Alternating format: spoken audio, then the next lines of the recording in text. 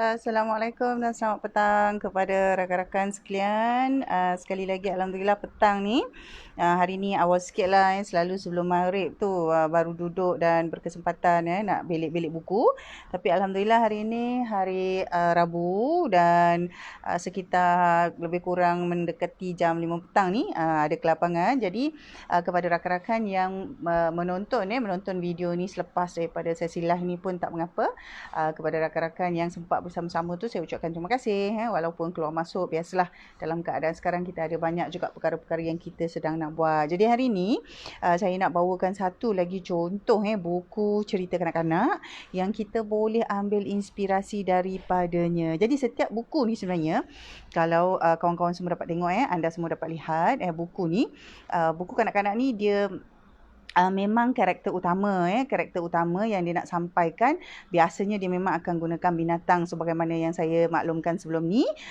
Binatang ini dia tidak menyentuh mana-mana sensitivity. Maksudnya kalau anak baca dia tak adalah rasa kalau gambar budak kan dia akan cakap kenapa budak ni lelaki, kenapa tak ada budak perempuan, kenapa budak ni muka putih, kenapa bukan muka coklat, muka hitam. Jadi dia ada macam elemen bias dalam tu. Tapi kali ni bila kita tengok buku kanak-kanak ni majoriti boleh kita katakanlah dalam pasaran tu kalau tengok memang watak-watak dia watak-watak sama ada hero ke heroin ke kan, orang kata protagonis antagonis je kan. Semuanya sebenarnya majoritinya adalah dalam rupa paras dan bentuk binatang. Jadi kali ni mengenai seekor panda. Dia sebenarnya watak hero-nya ni panda kecil ni, Little Panda ni adalah watak hero dia, watak utama yang ada beberapa isu masalah sikit lah. Jadi tajuk dia Lucky Bamboo tajuk buku ni. Jadi sekali lagi bila setiap kali kita baca buku ataupun kita tengok buku dengan anak-anak, kita jadikan habit. Jadi bila kita jadikan habit, ia akan menjadi orang kata satu perkara yang biasa untuk kita. Yang pertama kita mesti tahu siapa yang tulis buku ni. Jadi kalau kita baca buku dengan anak-anak mesti sebut tajuk. Kita mesti sebut tajuk buku ni. Kita tengok cover, kita tengok dan kita baca Lucky Bamboo. Jadi kalau kita dengan anak-anak kita berbual-bual lah sikit, kita kata bambu ni apa, kita cerita sikit. Panda ni apa, binatang ni kat mana, kita cerita sikit. Jadi sebagai orang dewasa, sebagai mak bapak ni bila kita baca buku anak-anak ni sebenarnya kita banyak kerja tau. Bukan kita kata ambil buku saja-saja macam tu aja, tak ada. Kita sebenarnya kena study, kena buat research. Jadi kalau kita ada cikgu tadika, kita kena faham tau kalau cikgu tadika tu nak baca buku dekat murid-murid dia ke dekat anak-anak dalam tadika tu, mereka bukannya suka-suka ambil buku baca macam tu je, dia kena buat research. Kalau tidak dia nak cakap apa pasal panda dengan anak-anak kan, dia tak tahu. Jadi the teacher must have done a certain amount of research about the things in the books. Jadi storytelling ni dia bukannya seronok-seronok senang-senang aja. Dia ada banyak effort kena buat. Betul, banyak kerja. Ya, Puan Syafiza. Dan bila kita tengok macam bambu, kita kena tahu bambu ni ada banyak jenis. Yang bambu ataupun orang kata buluh yang macam berpusing-pusing macam ni, apa nama dia? Dia lain.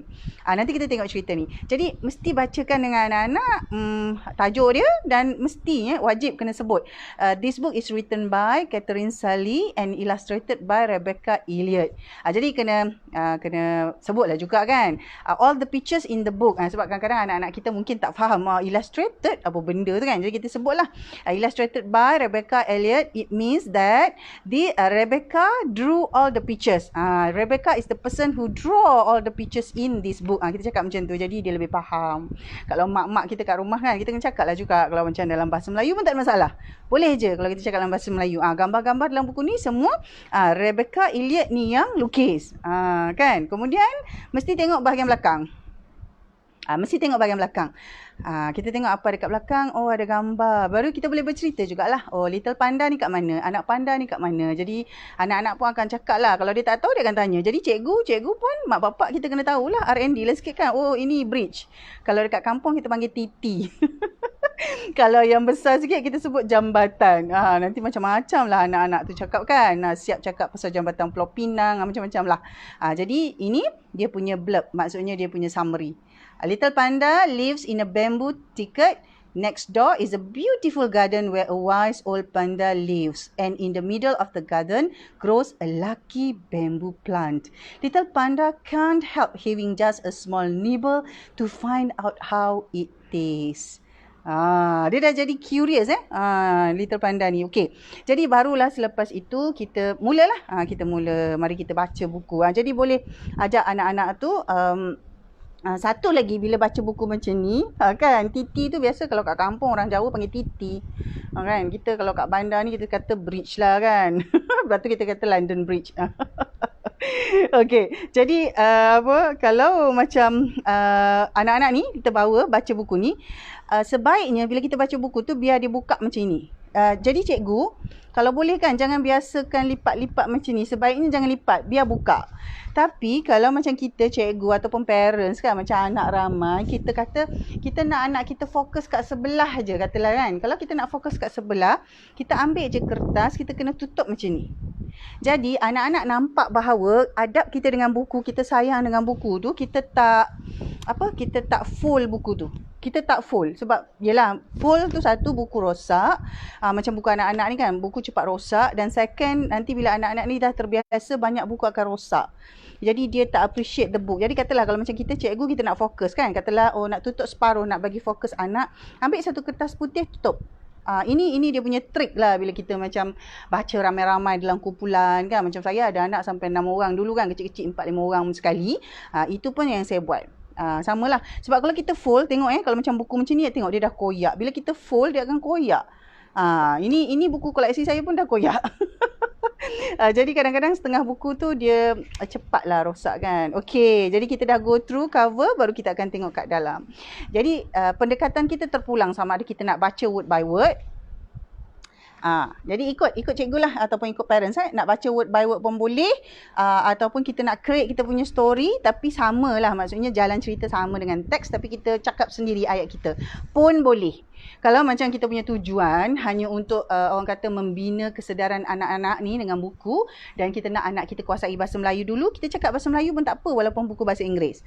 Tapi kalau memang tujuan kita nak develop English literacy, English listening, orang kata listening skill, speaking skill, do it in English.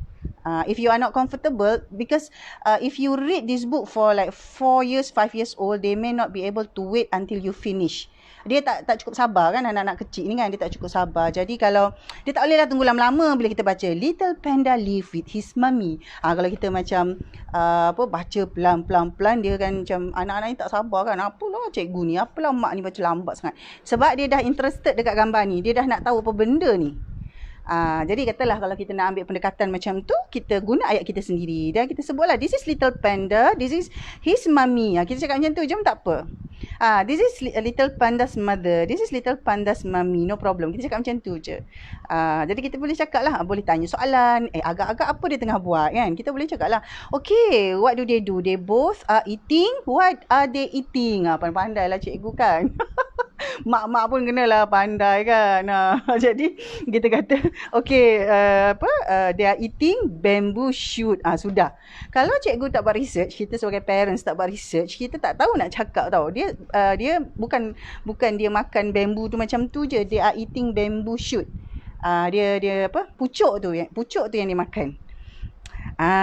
Jadi kita boleh buat cerita sendiri atau kita baca. Jadi dalam cerita ni, Little Panda dengan mak dia seronok. Dan tengok Little Panda selalu tengok ada satu garden kat sebelah, across the river ni, across the abang kata across the, bukan river, lily pond.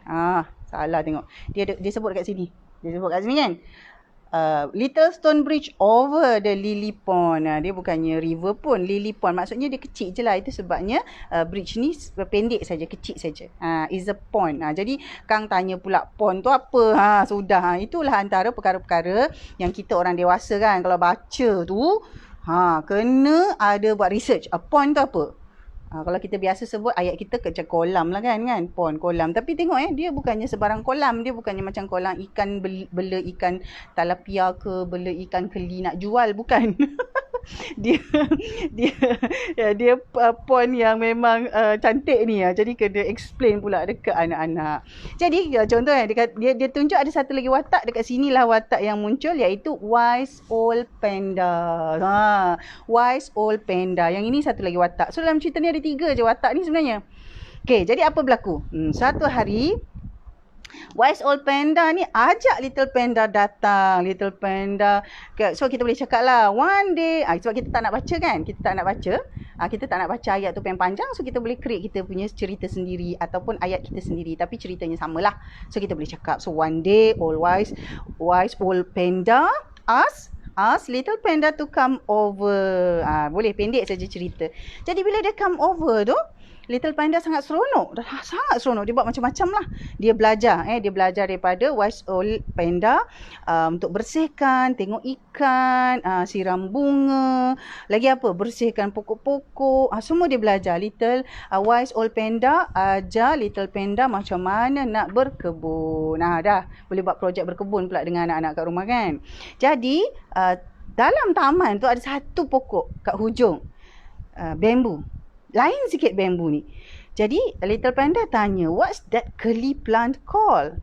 Ini sebenarnya bambu juga. Tapi Old Wise Panda cakap, oh, it's my lucky bamboo. Jangan makan. Dia kata, it wouldn't be very lucky if you ate it. Dia ketawa. So maksudnya dia cakap dengan Little Panda, jangan makan. Okay, nanti saya cerita kenapa bambu ni tak boleh dimakan. Okay. Dan kemudian satu hari, besoknya Little Panda ni datang kat taman, dia nakal. Dah lah Old Wise Panda kata jangan dekat bambu tu, jangan usik kan, jangan makan. Tapi tengok sampai terkeluar lidah nak makan, teringin sangat. Jadi Little Panda pun makan. Bila dia makan, tengok dia ada sebut kat sini, maksudnya dia buanglah. Little Panda shivered. It tasted bitter and disgusting. Dia cakap macam tu. Jadi dia tak cakap dengan Old Wise Panda, tapi keesokan harinya dia tengok pokok tu, lucky bamboo tu terus jadi layu, rosak. Dia pun rasa bersalah. Bila dia balik pula, mak dia sembang-sembang cakap Old Wise Panda sakit.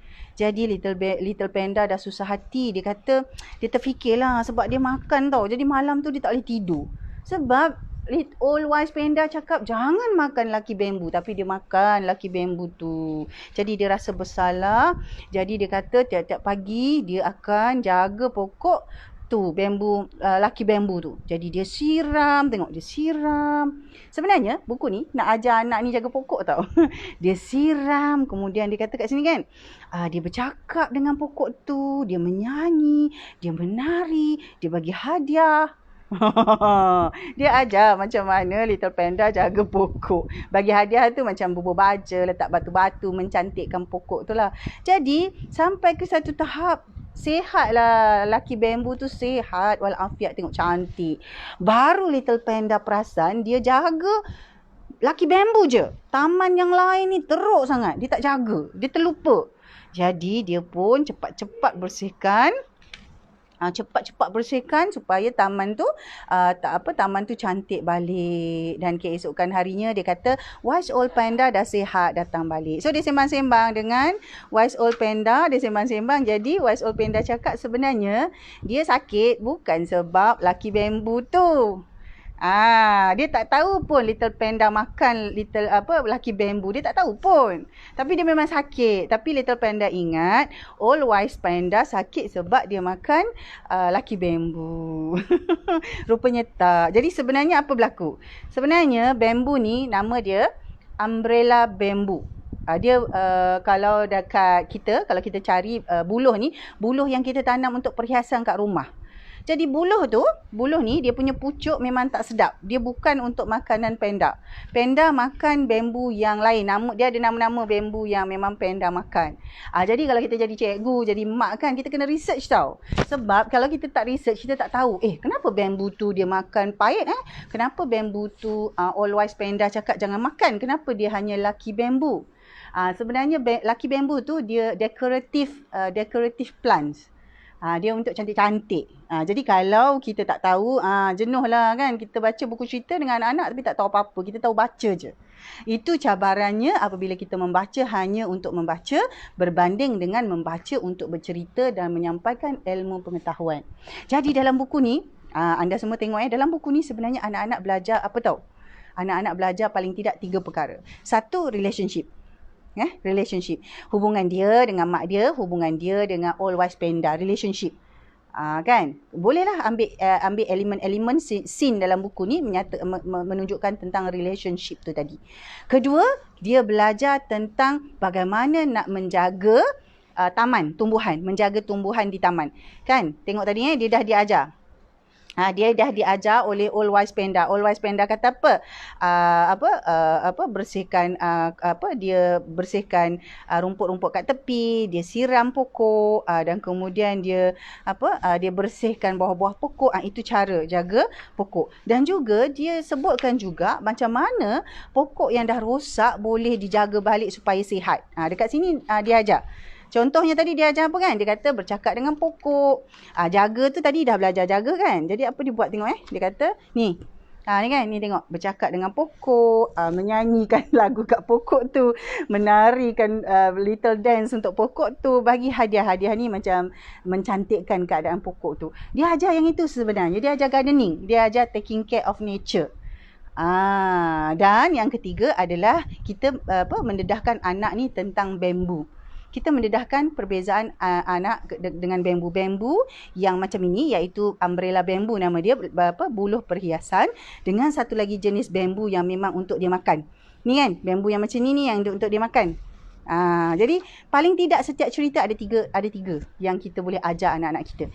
Jadi kawan-kawan, rakan-rakan kat luar sana, sama ada cikgu ke, mak ke, bapak ke kan. Kalau bapak yang baca dia lagi best sebenarnya.